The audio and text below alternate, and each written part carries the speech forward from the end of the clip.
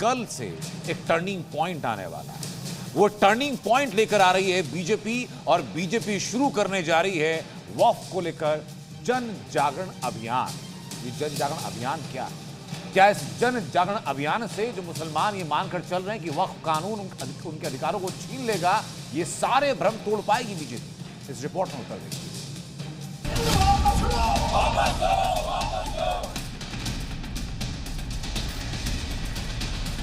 BJP का UP plan mission मुसलमान।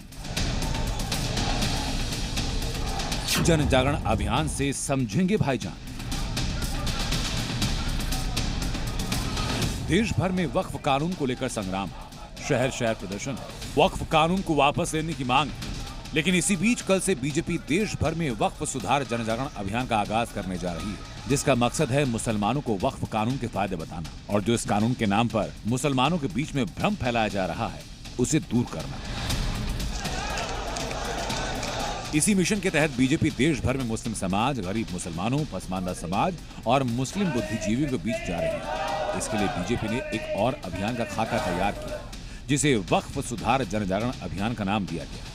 वक्फ bill को लेकर उत्तर प्रदेश में बीजेपी एक बड़ा अभियान शुरू करने जा रही है। उससे पहले बीजेपी ने तमाम पोस्टर्स वक्फ बिल को लेकर लगा दिए हैं। आप तस्वीरें देख सकते हैं कि उत्तर प्रदेश बीजेपी अल्पसंख्यक मोर्चा की तरफ से ये पूरा पोस्टर लगाया गया है, जिसमें ये लिखा है कि वक्फ सुधार जन जागरण अभियान, गरीबों का हक सिर्फ गरीबों को ही मिलेगा। इस तरह का टैग जो है वो इस पूरे पोस्टर में लगाया गया है। बीजेपी का प्लान है कि मुस्लिम समुदाय के धर्मगुरु, डॉक्टर, वकील, कलाकार, शिक्षक, महिला कार्यकर्ता, मीडिया और सोशल मीडिया हस्तियों को जोड़कर टाउन हॉल किया जाए। राज्यों की राजधानी में महिला नेताओं के साथ विशेष महिला टाउन हॉल किया जाए।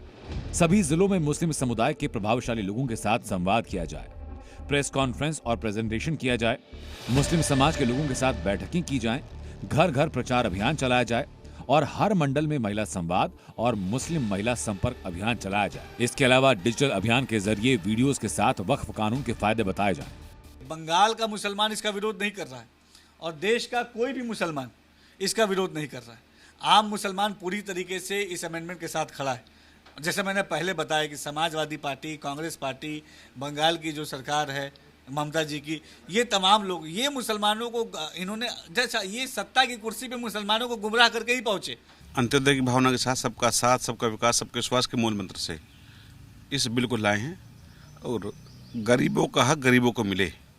जो पसमानदा हैं, पिछड़े हैं, गरीब मुसलमान हैं, महिलाएं हैं, आगा खानी हैं, बोरा हैं, उन सबको उनका हक मिले, उनकी भागीदारी हो। हालांकि बीजेपी ने अपने नेताओं को साफ कहा कि वक्फ कानून के पक्ष में रोड शो और यात्राएं निकालने से परहेज करें, जिससे सामाजिक समरसता और भाईचारा बना रहे। देश के निचले तबके के मुसलमान को उससे कोई लेना देना नहीं।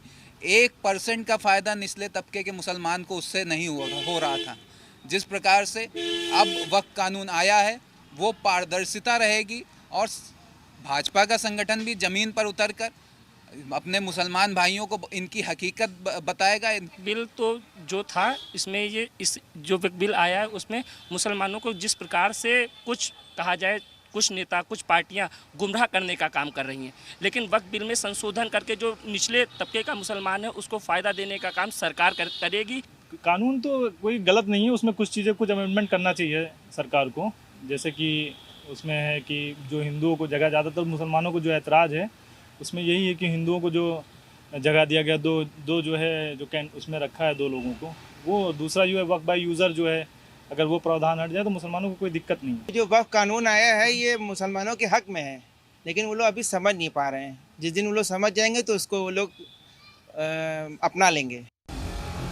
दरअसल बीजेपी की कोशिश ये कि मुस्लिम समाज के बुद्धिजीवियों से मिलकर वक्फ कानून के फायदे गिनाए जाएं, देश भर के आम मुसलमानों में वक्फ को लेकर जो भ्रम बना है उसे दूर किया जाए। लेकिन वक्फ कानून को लेकर जिस तरह के हालात अभी बने हैं उसे देखते हुए ये बीजेपी के लिए एक बड़ी चुनौती है। लखनऊ से विशाल रघुवंशी के साथ ब्यूरो रिपोर्ट, जी मीडिया।